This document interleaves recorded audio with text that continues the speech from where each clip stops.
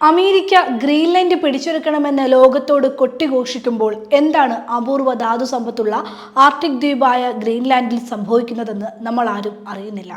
കാലാവസ്ഥാ മാറ്റം കൊണ്ടുള്ള ചില കടുത്ത വെല്ലുവിളികളാണ് നേരിടുന്നത്. അമേരിക്കയിൽ നിന്നുള്ള സമ്മർദ്ദവും പ്രതിഷേധങ്ങളും ഒരു വശത്ത് നടക്കുമ്പോഴാണ് ഗ്രീൻലാൻഡിലെ ജനങ്ങൾ ഇന്നോളം കടന്നുപോയതിൽ വെച്ച് ഏറ്റവും ചൂടേറിയ ജനുവരി മാസത്തിനാണ് സാക്ഷ്യം വഹിച്ചത്.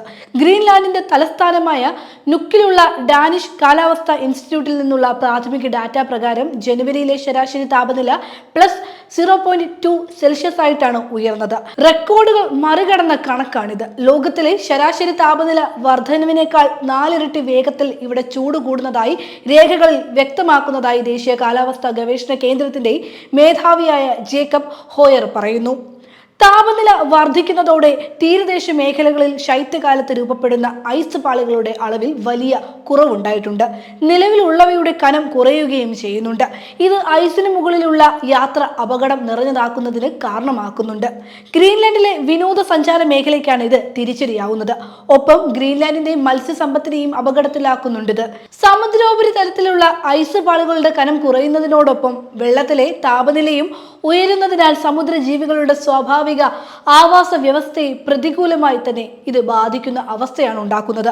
ചെമ്മീൻ, ഹാലിബട്ട്, കോഡ് എന്നിവയുടെ കയറ്റുമതി ഗ്രീൻലാൻഡിന്റെ പ്രധാന വരുമാന സ്രോതസ്സുകളിൽ ഒന്നാണ്. രാജ്യത്തെ 15% ആളുകൾ ഇതുമായി ബന്ധപ്പെട്ട് ജോലി ചെയ്യുന്നവരാണ്. തണുപ്പുള്ള പ്രദേശങ്ങളിൽ മാത്രം അതിജീവിക്കാൻ സാധിക്കുന്ന ഈ മത്സ്യങ്ങൾക്ക് താപനിലയിൽ ഉണ്ടാകുന്ന ഈ നേരിയ മാറ്റം പോലും പ്രതികൂലമായി ബാധിച്ചേക്കാം. അവയുടെ പ്രജനനം, മറ്റു മേഖലകളിലേക്കുള്ള കുടിയേറ്റം, ഭക്ഷണശീലങ്ങൾ തുടങ്ങിയ സ്വാഭാവിക രീതികളെല്ലാം ഇനി താളം തെറ്റും. ചൂടിനോട് പൊരുത്തപ്പെടാനാവാതെ മീനുകൾ ചത്തുപൊങ്ങുന്ന സാഹചര്യവും ഉണ്ടായേക്കും. വടക്ക് പടിഞ്ഞാറൻ ഗ്രീൻലാൻഡിൽ വേനൽക്കാലത്തെ സമുദ്ര താപനില സാധാരണയിലധികമായി വർദ്ധിച്ചത് ചെറിയ മത്സ്യക്കുഞ്ഞുങ്ങളെയാണ് കൂടുതലായി ബാധിച്ചത്.